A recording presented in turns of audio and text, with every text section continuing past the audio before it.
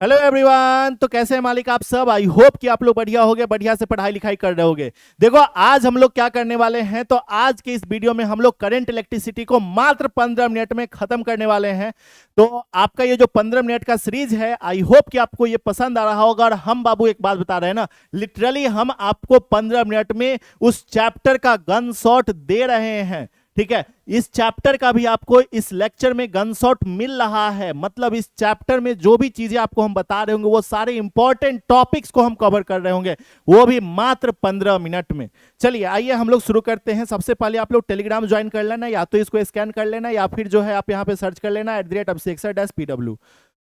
ठीक है, Ohm's law. Ohm's law क्या होता है, तो कहता है according to Ohm's law at constant temperature, according to Ohm's law के अकॉर्डिंग क्या हो रहा होता है कि कांस्टेंट टेम्परेचर पे और फिजिकल कंडीशन पे पोटेंशियल डिफरेंस जो होता है directly proportional to electric current होता है। देखो potential difference directly proportional to electric current है, तो यहां से जैसे ही प्रोपोर्शनलिटी सिंबल हटेगा एक कांस्टेंट आएगा आर, तो आर आई हो जाएगा V is equal to R I. तो R बराबर क्या बचेगा, V बटा आई। यहां से इसका यूनिट R रेसिस्टेंस हो गया। R क्या है यहाँ पे, R जो है हमारा क्या है, रेसिस्टेंस है। ठीक है, एक कांस्टेंट है जो कि क्या है हमारा रेसिस्टेंस है।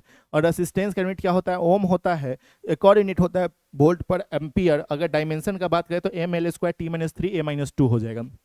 ठीक है, नेक्स्ट हमारा है कुछ फैक्टर है जो कि रेसिस्टेंस को अफेक्ट कर रहे होते हैं। जैसे सबसे पहला लेंथ के क्या होता है, रेसिस्टेंस जो होता है, यहां पे मैं लिख देता हूं, रेसिस्टेंस जो होता है डायरेक्टली प्रोपोर्शनल टू लेंथ होता है। मतलब जैसे जैसे लेंथ ऑफ कंडक्टर को बढ़ाएंगे रेसिस्टेंस भी हमारा बढ़ रहा होगा। फिर दूसरा कहता है कि अगर हम लोग एरिया ऑफ क्रॉस सेक्शन को बढ़ाएंगे तो रेसिस्टेंस क्या होगा, घट रहा होगा। मतलब रेसिस्टेंस जो है inversely proportional to area of cross section है। अगर इन दोनों पॉइंट को हम मिलाएंगे तो हमें R is equal to rho L by A मिल जाएगा। मतलब हमें मिल जाएगा R is directly proportional to L बटा ए। और जैसे ही प्रोपोर्शनलिटी सिंबल हटेगा एक कांस्टेंट आएगा रो। ये हमारा क्या है, इसको हम लोग रो पढ़ते हैं, जो कि हमारा क्या है, रेसिस्टिविटी है। क्या है, रेसिस्टिविटी है। ठीक है, अच्छा हाँ, तो यही रेसिस्टिविटी जो कि नेचर ऑफ मटेरियल को बताता है। तो कहता है resistance of conductor depends upon nature of material, कि रेसिस्टेंस ऑफ कंडक्टर जो है नेचर ऑफ मटेरियल पे भी डिपेंड कर रहा होता है।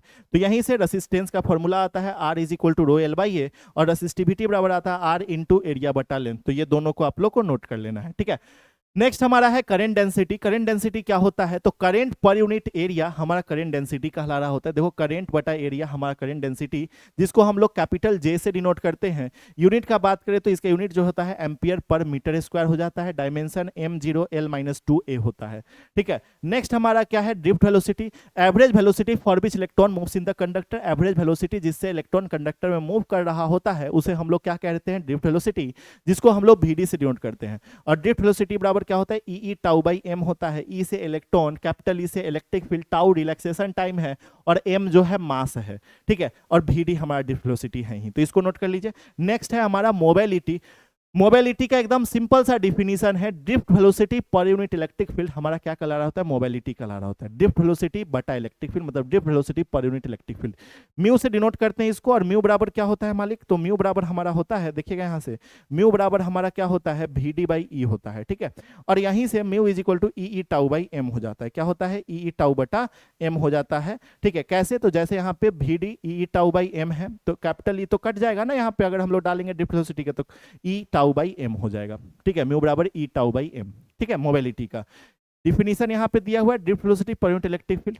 Got it. चलिए नेक्स्ट है हमारा कलर कोड कार्बन रेसिस्टेंस। ये इंपॉर्टेंट है, यहाँ से हर साल सवाल आता है। देखो 2 मार्क्स के अंदर भी आ सकता है, MCQ के अंदर तो आता ही आता है। ध्यान से देखिएगा, कलर कोड कार्बन रेसिस्टेंस में क्या है, there are 4 colour band carbon resistor. 4 colour band carbon resistor होते हैं, और चारों कलर जो है हमें क्या बता रहे होते हैं, तो रेसिस्टेंस बता रहे होते हैं उस रेसिस्टर के। ठीक है, जिसमें इस तरीके का कुछ होता है जिसपे 4 कलर बैंड होते हैं। देखो यहाँ पे 4 कलर बैंड है। फर्स्ट कलर फर्स्ट डिजिट को बताता है, सेकंड कलर सेकंड डिजिट को बताएगा, थर्ड कलर जो है मल्टीप्लायर को बताएगा। मतलब 10 टू द पावर जो नंबर होगा वो 10 to the power 0, 10 to the power 1, 10 to the power 3, ये हमें बता रहा होगा मल्टीप्लायर को। और चौथा कलर क्या बताएगा, टॉलरेंस। टॉलरेंस मतलब कि हमारा जो रसिस्टर है, रसिस्टर बनते समय कितना परसेंट इरर है, 5%, 10%, 20%, कितना परसेंट इरर है, ये हमारा कौन बता रहा होगा, टॉलरेंस बता रहा होगा। मतलब चौथा कलर बता रहा होगा। ठीक है, अब देखिए आपको याद करने के लिए मैं आपको बता दूं एक छोटा सा ट्रिक है, जैसे कि इस टेबल को याद रखना है कि भाई ये तो हमारे कलर हो गए सारे,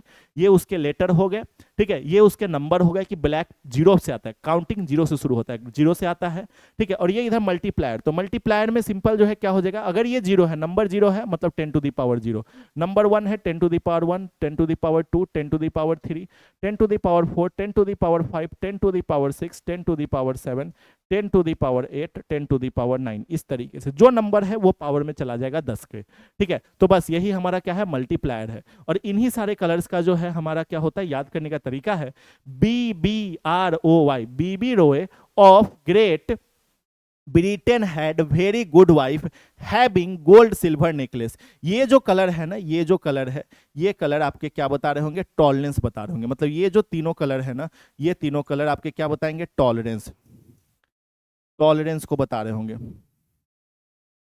ठीक है। मतलब कि हमारा जो है चौथा कलर जो है इन तीनों में से कोई होगा, या तो गोल्ड होगा या सिल्वर होगा या फिर कोई कलर नहीं होगा, नो कलर, नो कलर है मतलब कोई भी कलर नहीं है, ठीक है। तो अगर गोल्ड कलर है तो प्लस माइनस 5%, अगर सिल्वर कलर है तो प्लस माइनस 10%। याद रखना टॉलरेंस आपके बिहार बोर्ड में सिंपल आपसे पूछेगा कि बताइए इसका टॉलरेंस क्या है, गोल्ड का टॉलरेंस क्या है, सिल्वर का टॉलरेंस क्या है, अगर कोई भी कलर नहीं है, नो कलर है, तो उसका टॉलरेंस क्या है, तो प्लस माइनस 20%, ठीक है।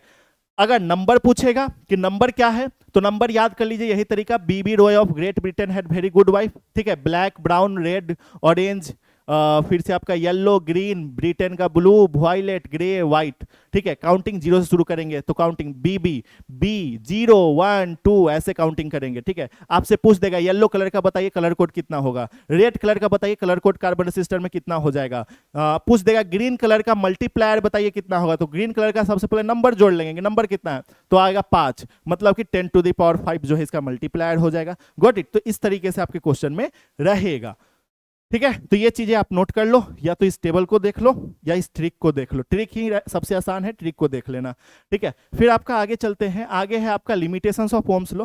तो लिमिटेशंस ऑफ ओम्स लॉ में क्या है कि भैया ohmic conductor, non ohmic conductor. Ohmic conductor क्या होता है, तो वह कंडक्टर जो ओम्स लॉ को फॉलो कर रहा होता है उसे हम लोग ओमिक कंडक्टर कहते हैं, और इसमें जो है हमारा क्या हो रहा था, रेसिस्टेंस जो है इंडिपेंडेंट होता है इलेक्ट्रिक करंट के, resistance is independent from electric current, ठीक है। नॉन ओमिक कंडक्टर में क्या होता है, जो ओम्स लॉ को फॉलो नहीं कर रहा होता है, conductor which does not follow Ohm's law, conductor जो ओम्स लॉ को फॉलो नहीं करेगा उसे हम क्या करेंगे, नॉन ओमिक कंडक्टर कहेंगे, ठीक है। The resistance of such conductor is not constant, resistance of such conductor जो है कांस्टेंट नहीं होता और ये करंट पे डिपेंड कर रहा होता है, ठीक है। तो ये लिमिटेशंस ऑफ ओम्स लॉ है, ध्यान में रखिएगा। फिर हमारा चलते हैं resistance in series and parallel. तो सबसे पहले रेसिस्टेंस सीरीज ग्रुपिंग में क्या होगा, कुछ इस तरीके से कनेक्टेड होगा। अगर इसमें आर इक्विवेलेंट निकालना हो तो R1 plus R2 plus R3 जैसे जैसे करते जाएंगे, ठीक है।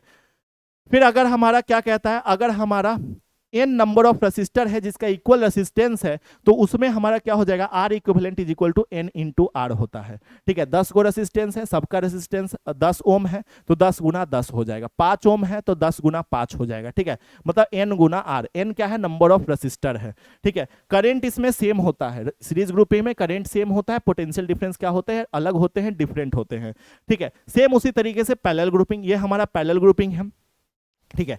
पैरेलल ग्रुपिंग में अगर रेसिस्टेंस इक्विवेलेंट रेसिस्टेंस निकालना हो तो क्या करेंगे, R equivalent is equal to 1/R1 plus 1/R2 plus 1/R3 plus dash dash dash, इस तरीके से हो जाएगा। बाद में जब इकट्ठा जोड़ देंगे उसको उल्टा कर देंगे, ठीक है। अगर हमारा n रेसिस्टर है जिसका इक्वल रेसिस्टेंस है, तब हमारा क्या होगा पैरेलल ग्रुपिंग में, तो R इक्विवेलेंट बराबर क्या हो जाएगा, R बटा n हो जाएगा। n क्या है, नंबर ऑफ रेसिस्टर, मतलब अगर 20 ओम रेसिस्टेंस है और जो है 4 गो है हमारा, 4 गो जो है हमारा रेसिस्टर है, तो 20 बटा 4 कर देंगे, 20 ओम रेसिस्टेंस और नंबर ऑफ रेसिस्टर 4 को, मतलब 4 से डिवाइड कर देंगे तो 20 बटा 4 हो गया, R बटा n।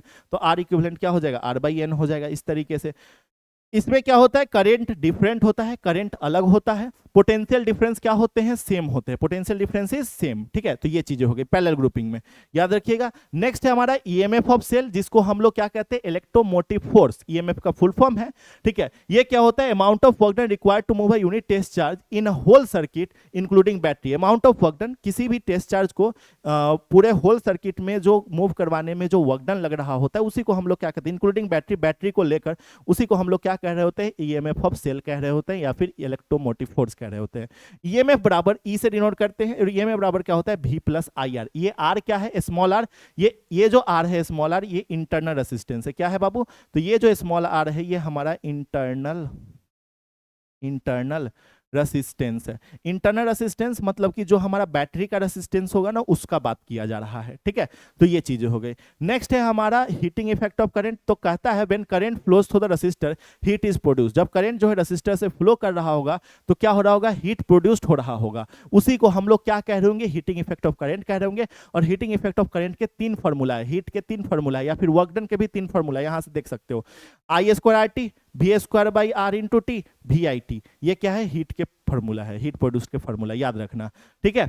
चलिए अब यहां से एक सवाल आता है कि कांस्टेंट पोटेंशियल पे हीट जो है रेसिस्टेंस के क्या होगा। अगर हीट को डबल कर देंगे तो रेसिस्टेंस क्या होगा, तो रेसिस्टेंस आधा हो जाएगा। या रेसिस्टेंस को हम आधा कर देंगे तो हीट क्या होगा, हीट डबल हो जाएगा। कैसे, कांस्टेंट पोटेंशियल, तो ये वाला फॉर्मूला, तो इस वाले में रेसिस्टेंस तो हीट के इनवर्सली प्रोपोर्शनल है ना, तो इसीलिए ये चीज होता है, ठीक है। ध्यान रखिएगा, एमसीक्यू में आता है। इलेक्ट्रिक पावर क्या होता है, तो electric energy consume by electric appliances पर यूनिट टाइम। इलेक्ट्रिक एनर्जी जो इलेक्ट्रिक अप्लायंसेस के द्वारा कंज्यूम किया जाता है पर यूनिट टाइम, उसी को हम लोग क्या कह रहे होते हैं, इलेक्ट्रिक पावर कह रहे होते हैं। और इलेक्ट्रिक पावर को कैपिटल पी से डिनोट करते हैं, और P is equal to W by T, work done बटा टाइम होता है, जिसका यूनिट अगर हम बोले तो वाट होता है। और याद रखना 1 किलोवाट में 3.6 गुना 10 के पावर 6 जूल होता है, ठीक है। ये याद रखना, ये किलोवाट आवर किसका यूनिट है, तो किलोवाट आवर जो है इलेक्ट्रिकल एनर्जी का यूनिट है। किसका, इलेक्ट्रिकल एनर्जी का यूनिट है, हर साल पेपर में आता है, ठीक है। नेक्स्ट है हमारा किर्चॉफ्स लॉ। किर्चॉफ्स लॉ क्या होता है, तो कॉम्प्लिकेटेड सर्किट को सॉल्व करने के लिए हम लोग किर्चॉफ्स लॉ का यूज करते हैं। ये 2 टाइप के लॉ होते हैं इसमें। एक होता है किर्चॉफ्स करंट लॉ, जिसको हम लोग जंक्शन लॉ बोलते हैं। एक होता है किर्चॉफ्स वोल्टेज लॉ, जिसको हम लोग लूप लॉ बोलते हैं। किर्चॉफ्स करंट लॉ क्या होता है, तो according to this law, according to junction law या Kirchhoff's current law, current can not accumulate at any junction और पॉइंट। करंट जो है किसी भी जंक्शन और पॉइंट पे एक्यूमुलेट नहीं होता है। इसका ये मतलब है कि टोटल आउटगोइंग करंट जो है टोटल इनकमिंग करंट के बराबर होता है। मतलब आने वाला करंट जो है वो क्या होता है, जाने वाले करंट के बराबर होता है। मतलब ये कि सिग्मा आई, टोटल करंट जो होगा जंक्शन पे, वो क्या होगा, 0 होगा। और याद रखना it is based on Kirchhoff's current law जो है कंजर्वेशन ऑफ चार्ज पे बेस्ड है। किस पे, कंजर्वेशन ऑफ चार्ज पे बेस्ड है, ठीक है। फिर हमारा Kirchhoff's voltage law, according to Kirchhoff's voltage law, the voltage around a loop, जो वोल्टेज होगा लूप के अराउंड, वो क्या होगा, equal to the sum of every voltage drop in the same loop. Equal होगा sum of every voltage drop जो कि same loop में हो रहा होगा, ठीक है। किसी भी क्लोज्ड नेटवर्क या फिर मेश या फिर क्या हो रहा होगा, वो 0 के बराबर होगा। मतलब सिग्मा ईएमएफ जो होगा plus sigma IR, voltage drop जो होगा वो किसके बराबर होगा, 0 के बराबर होगा। और यह जो है लॉ, किर्चॉफ्स वोल्टेज लॉ या लूप लॉ, किस पे बेस्ड है, तो एनर्जी पे, या फिर किर्चॉफ्स सेकंड लॉ भी इसको बोलते हैं। किस पे बेस्ड होता है, तो एनर्जी पे बेस्ड होता है, ठीक है। याद रखना, एमसीक्यू में आता है। वीटस्टोन ब्रिज क्या होता है मालिक, तो याद रखिए to know the resistance of unknown resistor.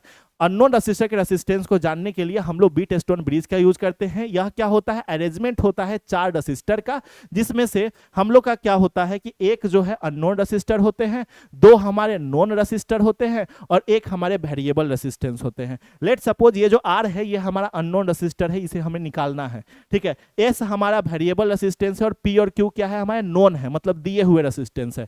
तब हमारा जो है R is equal to P into S बटा क्यू हो जाएगा। अगर हमारा क्या है, P बटा R जो है Q बटा S के बराबर है, ठीक है, P बाई R जो है वो हमारे Q बाई S के बराबर है, देन हमारा क्या होगा, देन जो हमारा गैल्वेनोमीटर इसमें लगा हुआ है, गैल्वेनोमीटर शोज नो डिफ्लेक्शन।